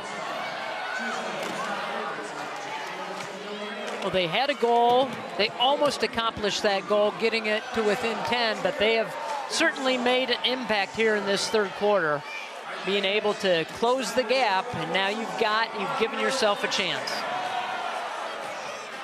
Well, you're watching the Girls State Basketball Championship, and scan the QR code or call the number on your screen to support Friends of Iowa PBS. Congress recently cut $3.5 million in federal funding, the largest one-time cut in our 55-year history, impacting 18% of our budget. Despite this challenge, we'll remain committed to our mission, and thank you for supporting public media. Well, the final 8 minutes, Laura, of the season in the Class 1A title game, and it's been a fantastic week. Might we have a fantastic finish? I think we are going to have a fantastic finish, and yes, it sounds sad that it is the last game of the season, but we are going to have some fireworks here, and two of the best teams, obviously two of the best teams in 1A here, going to finish off the tournament for us. Well, we go to the final 8. Bishop Garrigan winning that quarter, and out on the floor for the Bears, it'll be their starting 5 with Eastman, Bartolo, Tigas, Nielsen, and Allish. And for Newell-Fonda, their starting 5 back out there in Ellie Sievers, Walsh, By, Brabeck, and Hograve. Golden Bears, again, getting down by as many as 22. Getting it down to 14 as we begin the fourth quarter of play. They go up to the high post to Eastman, will draw contact, and we'll see here, it will be free throws here for Gracelyn Eastman. And that's one of the things that Coach Jungers was a little concerned about, was the height that they had on the inside, and they really hadn't utilized it a whole lot in the first half. In the third quarter, they started going inside to Eastman, getting her the basketball. Eastman now 1 of 5 from the free throw line here in the state championship. Came into the game right at 71%. Now makes the back end. For the Bears, we all know they got to have them at the foul line to come down the stretch. Here's Vi, caught up in traffic, now to Hograve. She'll drive in and gets the tough bucket. Riley Hograve having a terrific state championship game. Just that soft touch. As soon as the defense stepped up, she put it up off the glass and got the touch. Back inside, a little strong, and the putback is there by Madeline Tigas, and one. Tigas can be a scorer, and she can be aggressive. You saw there on the dribble drive and how athletic she is to be able to get around the defense. Right here, just steps by the defense. Couldn't get it the first time, but gets it the second time. And she had a game earlier this year where she had 26 points against Valley High School. Quinn Sievers out on the floor, the missed free throw. Eastman, the putback is there. It's an 11-point game. They're starting to cash in on second chance opportunities. Sievers taking a little bit of a chance there. The freshman guarded by Bartolo. Off the Vi. We're going to melt some clock here. Now Sievers for three. Yes! I don't know if they melted the clock. she melted the net. The answer not there for Bishop Garrigan, and Eastman will get 2 back. Wait, Win Eastman. Sievers. Wow. Yeah, and Eastman's starting to pick it up on her end as well. Madeline Tigas, though, trying to ignite the comeback with a double-double here. And we'll get another board. Here's Bartolo off to Alish. Quickly covered up. Eastman from 15. Doesn't get it, and a foul on the rebound as Carly Nielsen took the contact. That'll be the 3rd team foul, and the 4th foul here coming up. That's where you said that they should start milking a little clock, and instead Seaver says, I don't think so. I think I'm going to launch from about 4 steps beyond the 3-point line. I'm a freshman. I don't know any better. I'm a freshman. Timeout going to be taken here by Newell-Fonda with 6:05 to play in this ball game. And again, just a terrific game plan and strategy. Mustang basketball, they call it. Well, stay connected with Iowa PBS Sports no matter where you're watching from. Join the conversation. Follow us on Facebook and X and use the hashtag Iowa PBS Sports to enjoy high school sports with other fans. Quinn Sievers with 15. Riley Hograve with 15. 14 for Ellie Sievers. Double doubles for Eastman with 14 and 10, and Tigas with 10 and 11. Things are heating up. Still plenty of time here. 6:05, and the Bears have the possession. The deep 3 by Alish. Gets it! Inside out. Everybody had their eyes on Eastman. She knew she was going to kick it back out because she didn't even try to make a move, and found Alish open. So it's a 9-point game into single digits here with 5:43 to play. The Bears trying to make a big comeback, down by as many as 22. But this player, oh man, not afraid. Not at all. Not at all. And they're going to leave her open. And that deep, you're going to leave her open.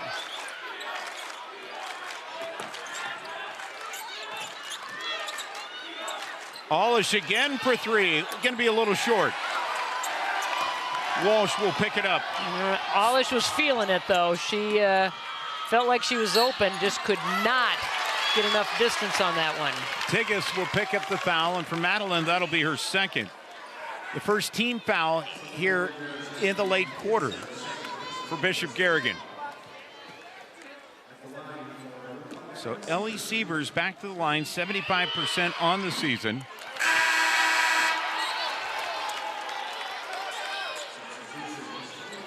Not a whole lot of free throws shot by Newell-Fonda. 3 of 6 from the line. And missed them both. Eastman with the board.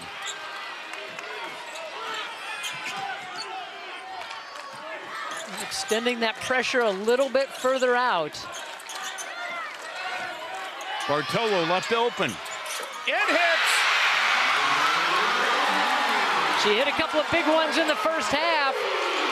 Went quiet midway through the ball game. Now a big, big bucket for her team. Okay. We knew we were going to have fireworks. That Bear crowd is awake, and they smell honey.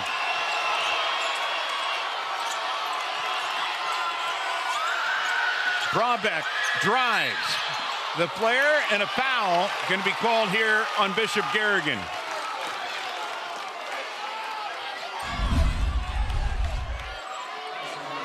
Skipped that ball across the defense. It was sagging in, leaning towards the right side of the floor, and you skip the pass to find the open player. Brabeck knocks down the free throw, 78% on the season. And for her, that's her 1st point of the game. You know, she just does so many things, though, for this team. She's point guard. She gets them set up. She's always hustling. She's always in the mix, and maybe doesn't score a whole lot, but she is their floor general out there. 5 assists in the game for Brabeck. Here's Alish. The jump shot going to be fouled. And she'll go to the line to shoot free throws.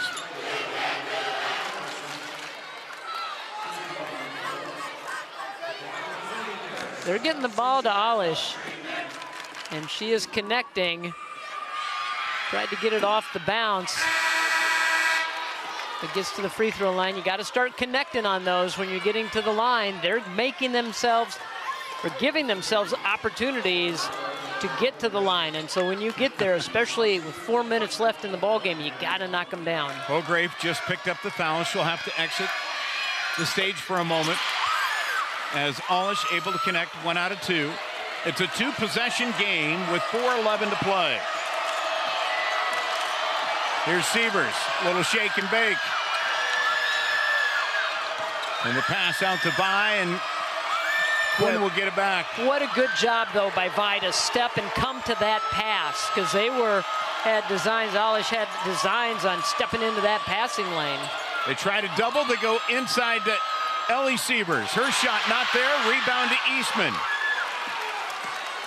In backcourt, the Bears trying to break that pressure, which has been relentless all game long, but Bishop Garrigan able to stem the tide here in the second half. Here's Eastman, draws contact, gets her own rebound, put back not there, and Brabeck will get the loose ball. Did a nice job of diving to the hoop and couldn't connect, and Coach Jungers wants a timeout as we're getting close to the 3-minute mark, and it's getting a little tighter. Newell-Fonda will be left with 3 timeouts remaining. Let's go inside of that huddle. We just need one good possession at a time, okay? We just need a good shot here, okay? So let's go with a fist, okay? You're bringing Eastman to the high post, okay? Ellie, you're going to go to the low block. Don't go right away. Delay into it, okay? So you're going to be cutting into it, okay? So you just pull Eastman out, and you're cutting in. Now, we got to get something to the rim here, okay? So get something to the rim here. Now, defensively, okay? Straight man, okay? Straight man. We got to get on our player, okay?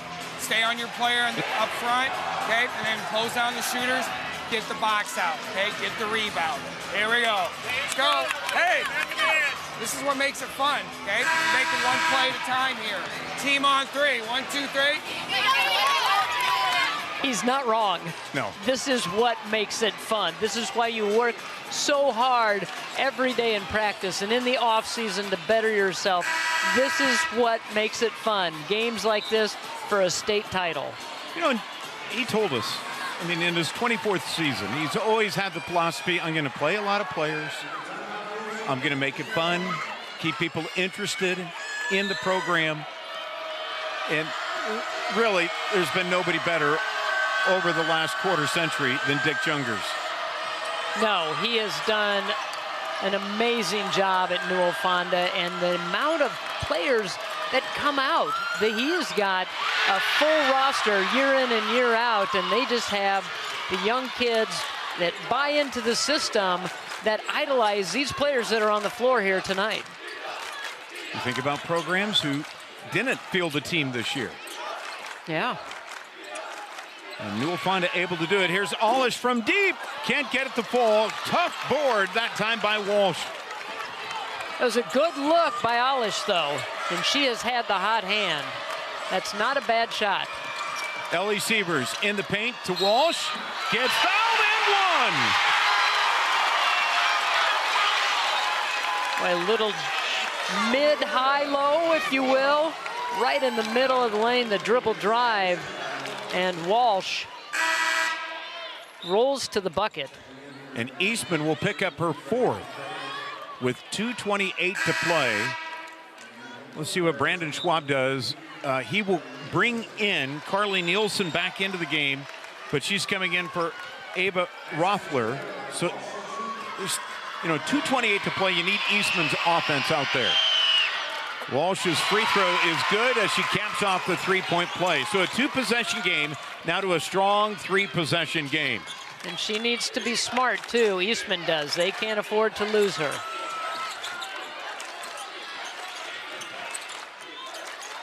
Here's Tigas, who's really spearheaded the comeback, will attack. Just too strong. Rebound fought for. Eastman will go to the line to shoot 2. Clock is stopped, though, with 2:08 to play, and that'll be the 5th team foul for Newell-Fonda, so Bishop Garrigan in the bonus the rest of the way. And for Hograve, that'll be her 5th, so she'll have to check out. Eastman doing a great job on the glass, just keeping it alive, and Audie likes what she's seeing. She was hoping for the and one, but she's hoping that Eastman's able to knock down both of these free throws. I know she's been in that position many, many times, not only on this floor, but in her collegiate career, where you get the bump and you want to make that basket and get the and one. Eastman able to hit both. So Riley Hograve will check out of the game. 5 fouls, but 15 points. And Laura really was that X factor here for Newell-Fonda tonight.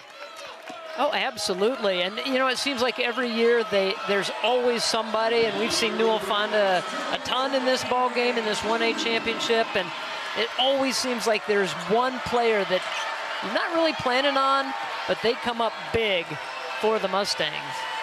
And you put the ball in the hands of the freshman. Let her do her magic. Trying to avoid a double team, will be fouled up top by Rothler. They had one to give.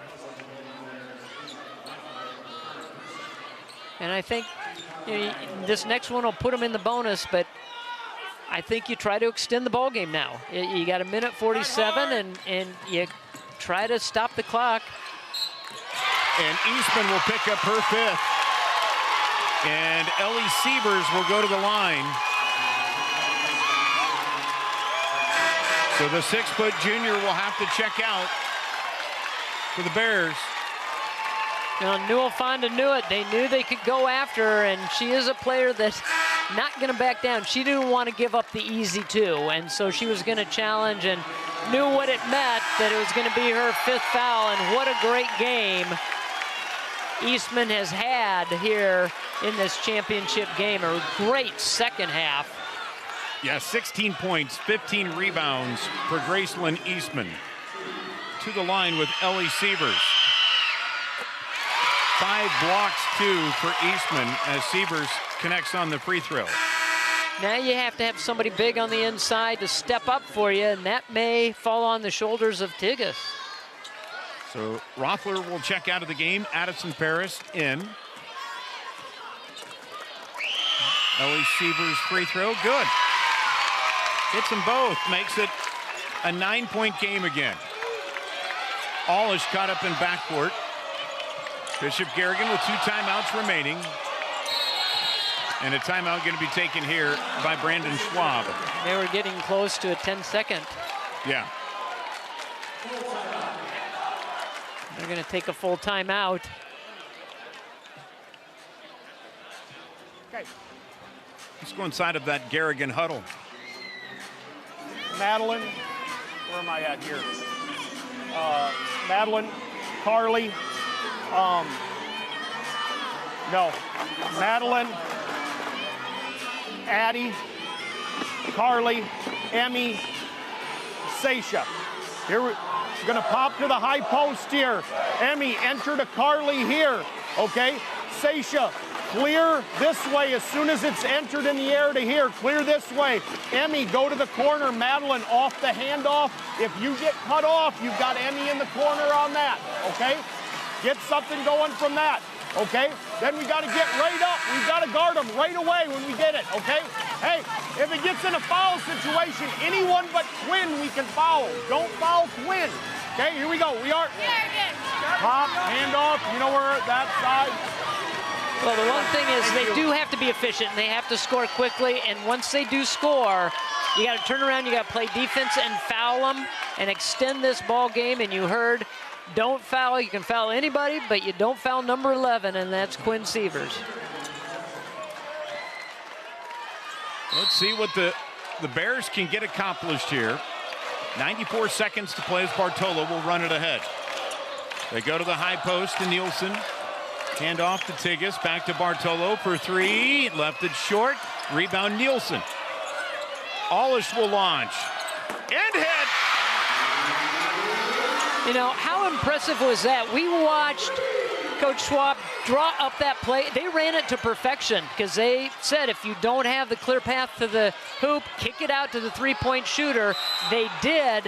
Didn't get it, but got the offensive rebound, went to the other side of the floor. That was impressive that they sat there, he drew that up, and they ran it just like he drew it up. Timeout going to be taken by Newell-Fonda before they had almost was forced into a turnover. Dick Jungers and Newell-Fonda now left with 3 timeouts. 1 timeout remaining for Bishop Garrigan. The possession arrow is in favor of Newell-Fonda. Well, when players had a chance earlier this week to relax.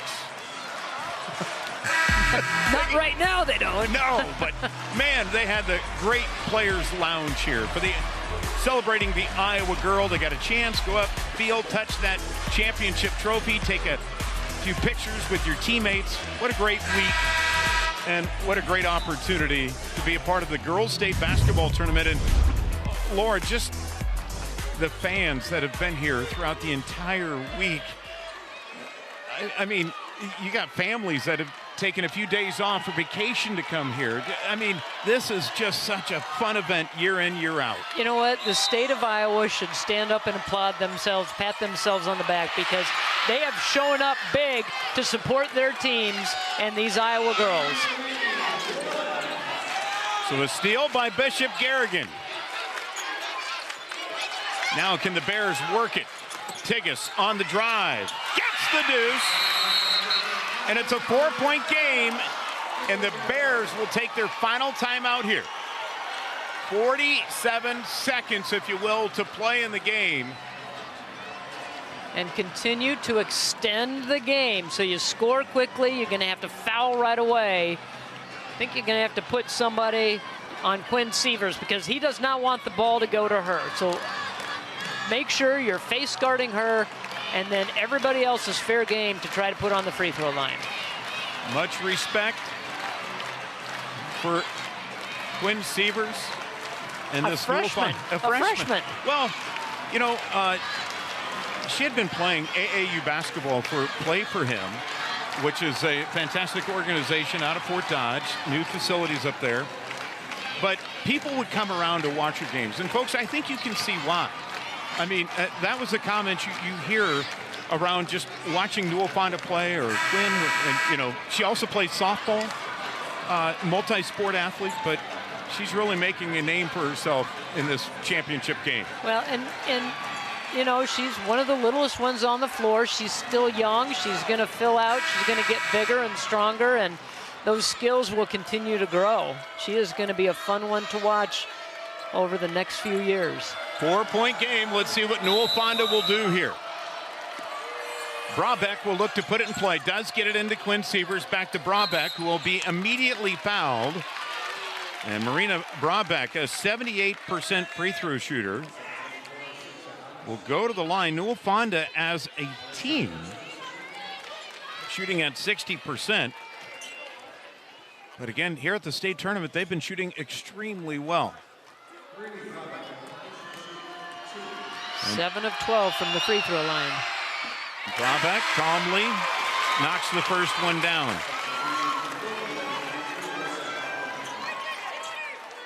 Still a 2-possession game here. Right, and you're going to see full court pressure again. They're going to ramp it up, make them use a lot of clock to get it into the front court. Misses this one. Brabeck nearly got that rebound, so the Bears got to go. Down by 5. Here's Bartolo. Tried to get an opening to Tigges. The kick out to Bartolo is quickly covered up. Alish back to Bartolo, the deep three. Can't get it wide of the mark, and rebound to Brabeck, who will be immediately fouled. Boy, terrific defense and strategy by Dick Jungers and the Mustangs. Well, Sievers stayed right on Bartolo.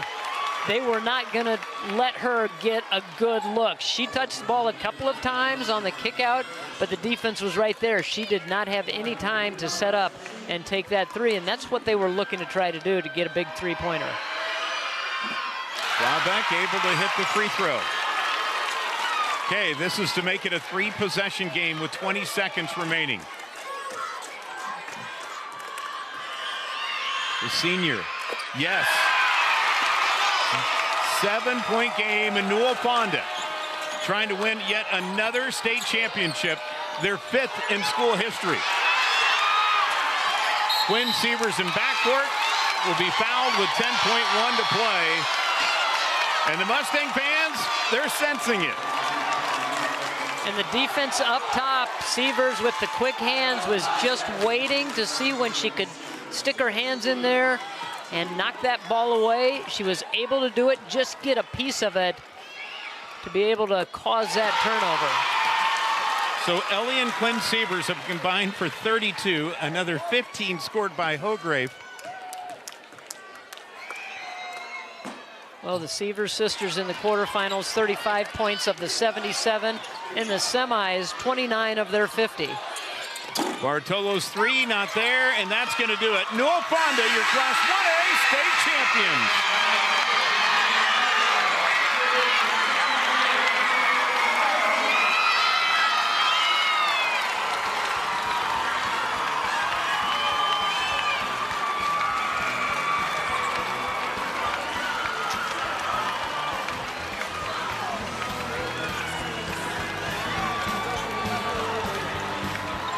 Wow, Newell-Fonda back on top again.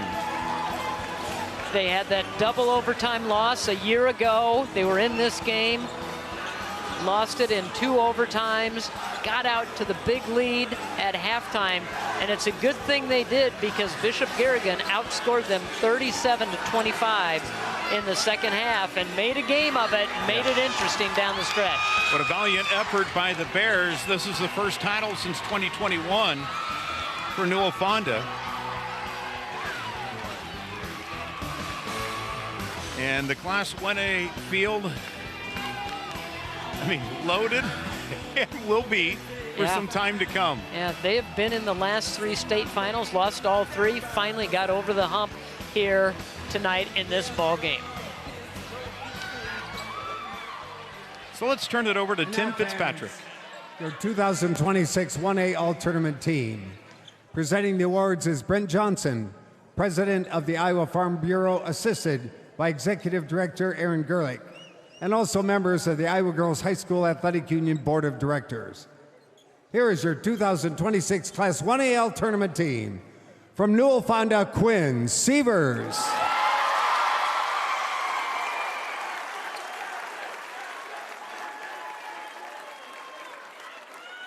From Bishop Garrigan, Emmy Bartolo.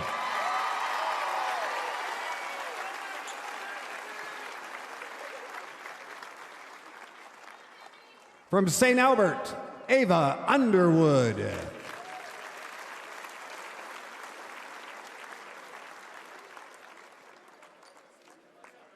From St. Ansgar, JC Johnston.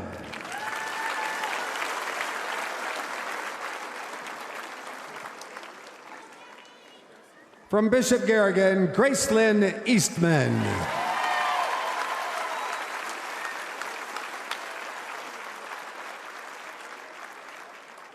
And your 2026 Class 1A All-Tournament Team Captain, from Newell-Fonda, Ellie Sievers.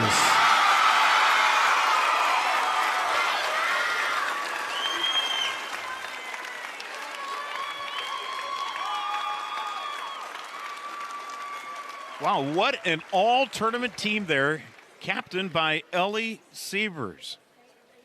Boy, what great performances by all of those players. It just has been fun to watch them all week long. Certainly has. The 1A field, as they have to do the shuffle. Do a little dance. Yeah, synchronized. Love it. But what state championships we've had here.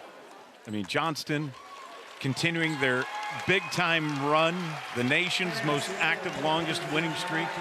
Let's go to Tim Fitzpatrick again. For the 1A championship match, presenting the award is Taylor Anderson of the Iowa Girls High School Athletic Union.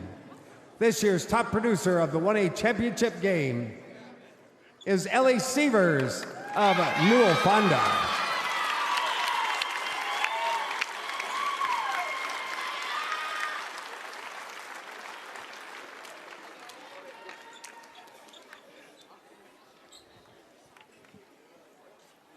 Now for our team awards. Your Class 1A runner-up this year is Coach Brandon Schwab and the Golden Bears of Bishop Garrigan. Congratulations on an outstanding season.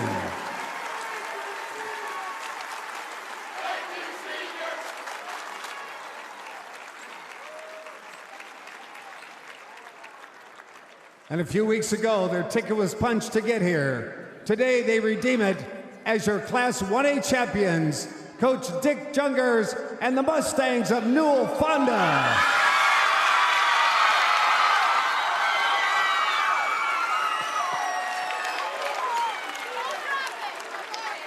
So Newell-Fonda, your Class 1A state champions, they get it done. They join Johnston, Maquoketa, Carlisle, Rock Valley, all crown champions this year. But what a 1A game. And Newell-Fonda set the tone in the first half, Laura. You know, they really did. They kind of threw down the gauntlet and said, all right, come get us.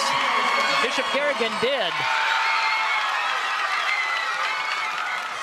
And now the celebration begins as they put their name on the end of the bracket. Well, Laura, been fun. Let's turn it over to our good friend Paul Yeager. All right, thank you. Great job, BJ and Laura. Hold on, I just got to finish my book here. Newell-Fonda 1A, done, number 35 here. It's been another year of unforgettable action here in downtown Des Moines.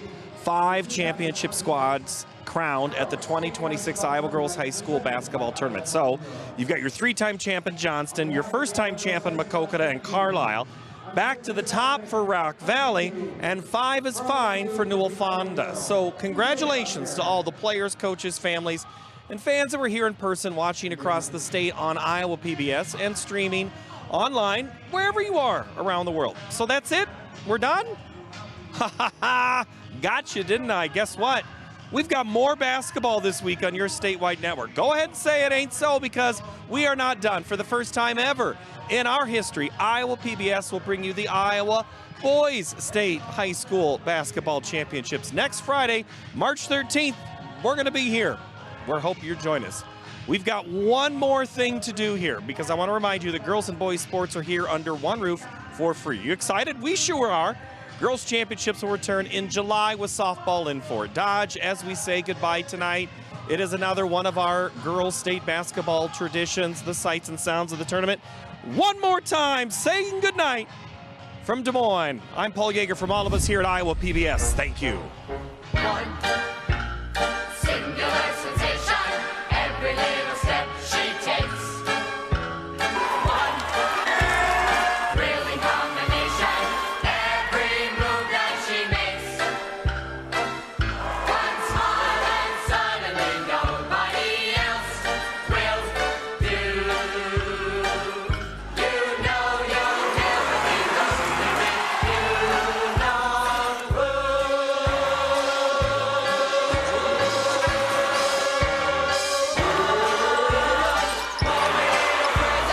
And you can't forget the rest. All the girls that got there tonight. Boom, side, every heart attention. Do I really have to mention?